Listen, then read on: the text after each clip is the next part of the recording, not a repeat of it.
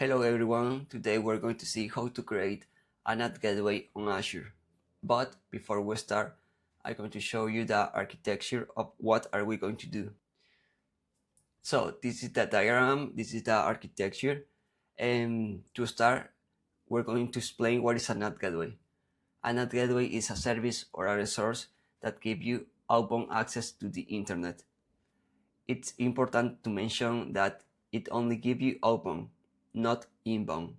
What it means is, it means that your virtual machine can go and navigate through the internet, but from the internet to your virtual machine, they're not going to be able to access your VM.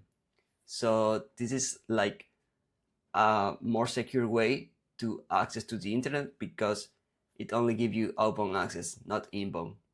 So you don't have to worry about other people can attack your VM. And if I explain to you like a little bit about this diagram, we're going to have a VM that is inside a subnet, and the NAT gateway that are we going to create.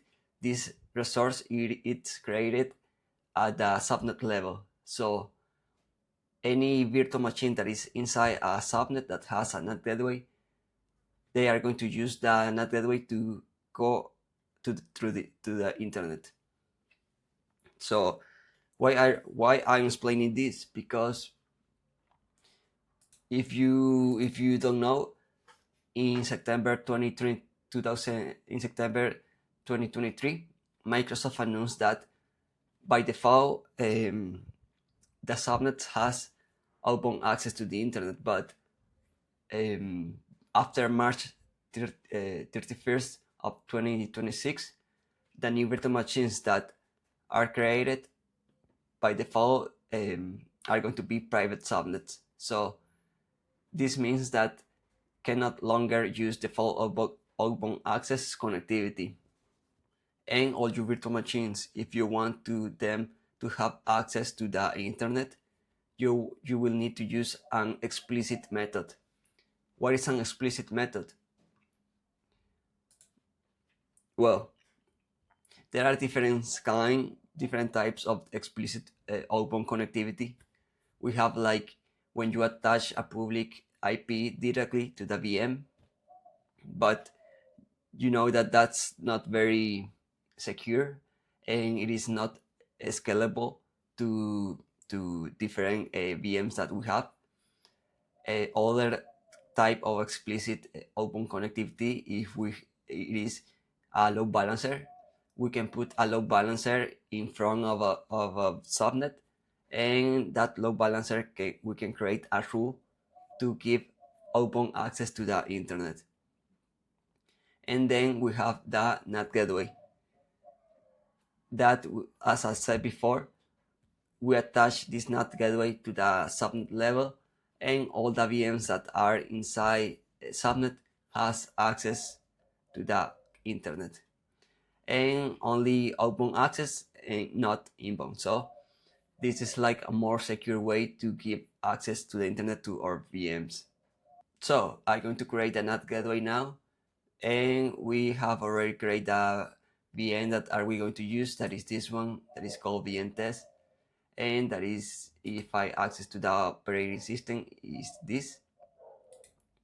Right now we have like the outbound access, the default outbound access enabled, so we can navigate through the internet by the backbone of Microsoft. But I'm gonna show you, if we put what is my IP, this is the IP that is using this VM to go out to the internet. And if you can see, I don't have like any public IP directly attached to this VM, so it's using the default open access that Microsoft give you. But after the announce we saw, this is not going to be possible anymore. So I'm gonna show you how to create a NAT gateway. We can search here in the search bar NAT gateways. Let's click here, and now here we can click create. we're going to select the subscription where we're going to put this, the resource group. We're gonna put a name. I'm gonna put it NAT Gateway. We can select between two SKU. I'm gonna select the standard version 1 and without any availability zone, without no zone. Yeah. I'm gonna click next. I'm going to create a public IP. It is important that to create this public IP because this public IP is going to be used to go to the internet. So I'm going to create a new one and I'm gonna click save.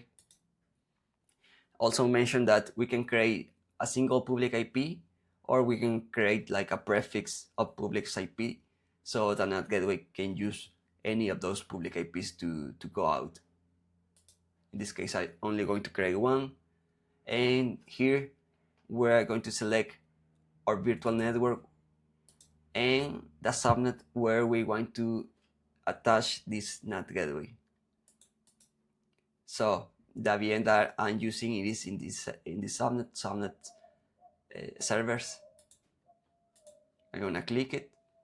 Now we're going to click next,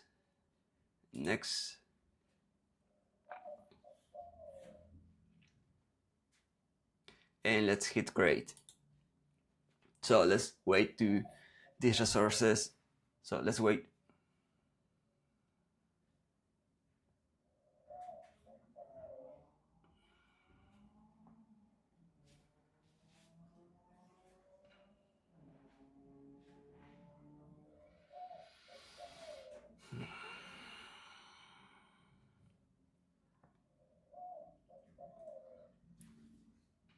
So the creation is very quick and the NAT Gateway is already created.